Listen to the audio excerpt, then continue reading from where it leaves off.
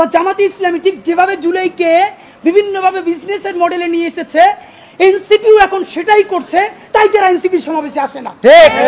এই ওয়াকার সাহেব অথবা আর্মি যদি কোনো কু করার চেষ্টা করে, জনগণ গিয়ে ক্যান্টনমেন্টের ইট খুঁজে নিয়ে আসবে। ইট আপনার ক্যাবিনেটের অলমোস্ট সকল উপদেষ্টা প্রতিদিন আপনাকে একটা আর্মি কুয়ের জুজু দেখাচ্ছে। ঠিক, আপনি সচিবালয় সংস্কার করলেই আর্মি টেক ওভার করবে, আপনি যদি পিলখানার কথা বলেন আর্মি টেক ওভার করবে।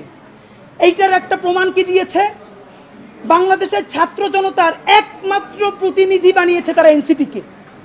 প্রধান উপদেষ্টা কান খুলে শুনে রাখেন, এনসিপি একটা রাজনৈতিক শক্তি, কিন্তু কোটি কোটি জুলাই যোদ্ধাদের একমাত্র মুখপাত্র তারা নয়।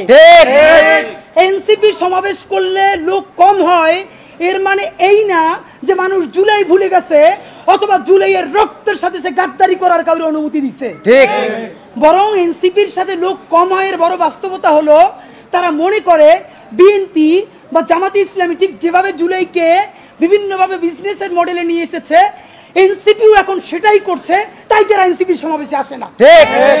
কিন্তু এই মানুষ, কোটি কোটি মানুষ এখন পর্যন্ত রাস্তায় নামতে প্রস্তুত যদি আপনি একটা বিপ্লবী ভাষণ দিয়ে জনতার পক্ষে সংস্কারের আপার হ্যান্ড নিয়ে নিতে পারেন। প্রধান উপদেষ্টা আপনাকে বলি, আপনার উপদেষ্টারা সারাক্ষণ জুজুর ভয় দেখায় না?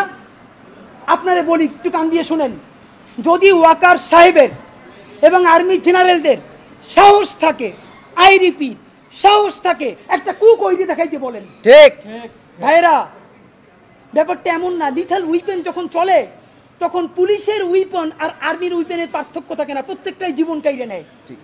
এই মাত্র একটা বছর আগে আমাদের হাজারো হাজারো শহীদ যেই গুলিতে শহীদ হয়েছে, এর চেয়ে দামি গুলি তো আর আর্মি আমাদের উপরে ব্যবহার করতে পারবে না।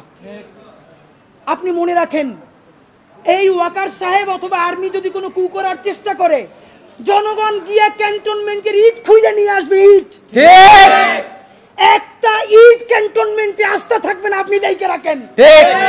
আপনি কারে ডরান? আপনি ভোট নেন। মিনিমাম 100 রিক্সাওয়ালার সাথে কথা বলেছি গতকাল পর্যন্ত, প্রত্যেকে বলে এই উপদেষ্টাদেরকে তারা বিশ্বাস করে না, কিন্তু ইনুস বেড়া ভালো। এর মানে সারা বাংলাদেশের জুলাই যোদ্ধারা, জুলাইয়ের পক্ষের শক্তিরা আপনার মুখটা দেখা এখন পর্যন্ত এই সরকারের একটা হাত ধরে রাখছে।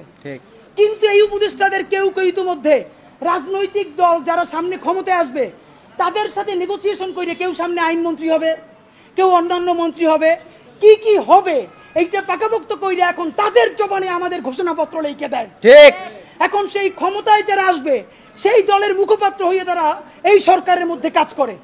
প্রধান উপদেষ্টা, আপনার একটা কথা বলি, আমরা আগেও বলেছি এই সরকারের সকল উপদেষ্টার এক পা অন্য দেশে, বিপদ হইলে ভাইগে যাবে, কিন্তু আমরা দৃঢ়ভাবে বিশ্বাস করি আপনি ভাগবেন না। এর প্রমাণ, আপনি যদি ভাগতেন পৃথিবীর কোন দেশ আপনারে রাখতে চায় না বলেন? তাহলে হাসিনার আমলেও 10 তলা বিল্ডিং পাইয়া আপনার আদালতে হাজিরা আপনি দিতে আসতেন না। ঠিক, আপনি তখনই বিদেশ থাকতে পারতেন। আপনি এই দেশে থাকতে চান বলেই আপনি আসছেন, আমরা বিশ্বাস করতে চাই।